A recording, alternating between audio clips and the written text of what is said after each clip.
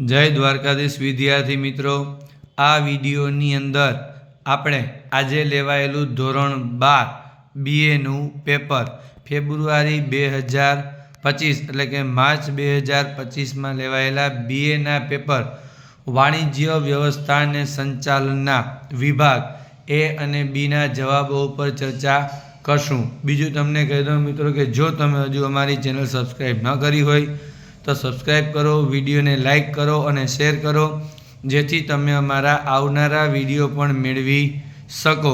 અને બીજું તમને કહું કે તમારા વિકલ્પો કેટલા સાચા પડ્યા છે એ તમે અમને કોમેન્ટની અંદર જણાવજો। વિભાગ એની અંદર પ્રશ્ન 1, જ્ઞાનને અમલમાં મૂકવાની સરળ પદ્ધતિ। જવાબ શું આવશે મિત્રો? કળા। બીજું, નવ પ્રશિષ્ટ વિચારધારાના પ્રણેતા। જવાબ આવશે એલ્ટન મેયો। ત્રીજું, આયોજનની વિધિનો પ્રથમ તબક્કો હેતુ નિર્ધારણ। ચોથું, કયા વ્યવસ્થા તંત્રને લશ્કરી વ્યવસ્થા તંત્ર કહે છે? જવાબ આવશે રૈખિક। પાંચમું, નીચેનામાંથી શું અપનાવવાથી ભાવિ સંચાલકો તૈયાર કરી શકાય? જવાબ આવશે વિકેન્દ્રીકરણ। છઠ્ઠું, ઉમેદવારની અરજી મળવા સુધીના કાર્યને શું કહે છે? જવાબ આવશે ભરતીનું કાર્ય। સાતમું, ઉચ્ચ સંચાલકો અને વિભાગીય અધિકારીઓને આપવામાં આવતા સૈદ્ધાંતિક અને પ્રાયોગિક જ્ઞાનને શું કહે છે? વિકાસ। આઠમું, દોરવણીના કયા તત્વમાં દેખરેખ, નિયમન અને વિશ્લેષણનો સમાવેશ થાય છે? જવાબ આવશે નિરીક્ષણ। નવમું, નેતૃત્વના અમલ માટે શાનું અસ્તિત્વ હોવું જરૂરી છે?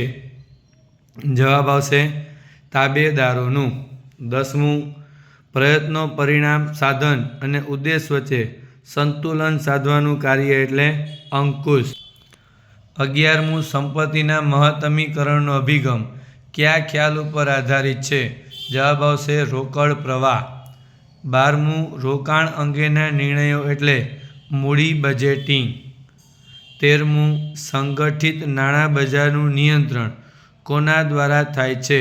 જવાબ આવશે રિઝર્વ બેંક ઓફ ઇન્ડિયા। 14મું, નવી બહાર પાડવામાં આવતી જામીનગીરીઓના વેચાણનું બજાર એટલે પ્રાથમિક બજાર।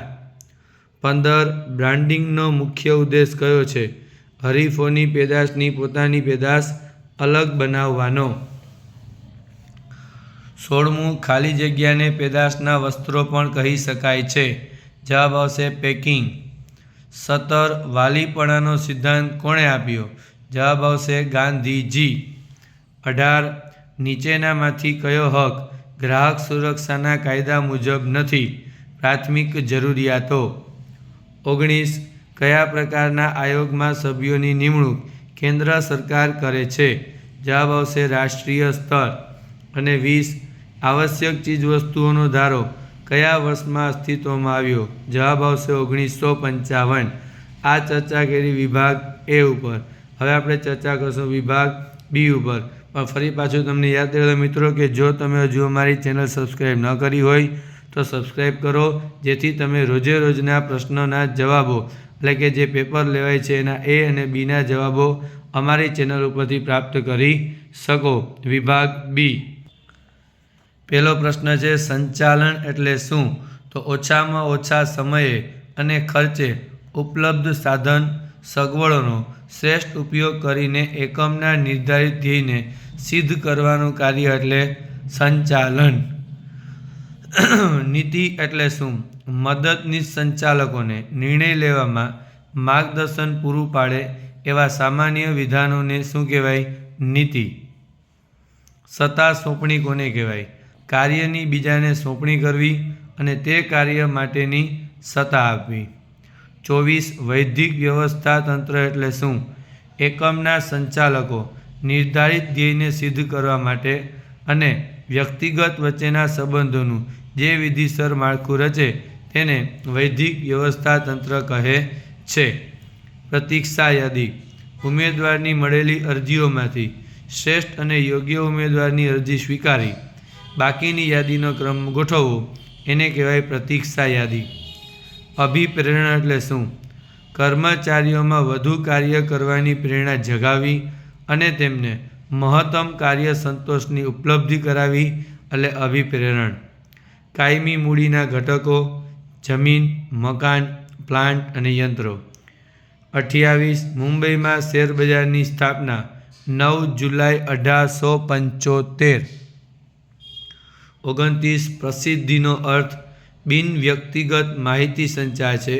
ચૂકવણી કર્યા વગર સમૂહ માધ્યમો દ્વારા કરવામાં આવે છે. એકમ કે પેદાશ વિશે જણાવવામાં આવે છે.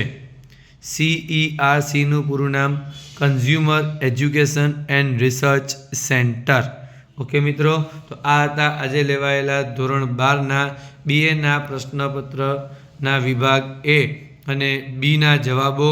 બીજું તમને કહી દો મિત્રો કે તમારા કેટલા જવાબ સાચા છે એ તમે અમને કોમેન્ટની અંદર જણાવજો, જેથી અમને તમારા છે એ પ્રશ્નોનો ખ્યાલ આવી શકે. અને બીજા તમે અમારા વિડીયો જોવા માટે ચેનલ સબસ્ક્રાઈબ કરો, શેર કરો અને લાઈક કરો, જેથી તમે અમારા રોજબરોજના વિડીયો જોઈ શકો. જય દ્વારકાધીશ.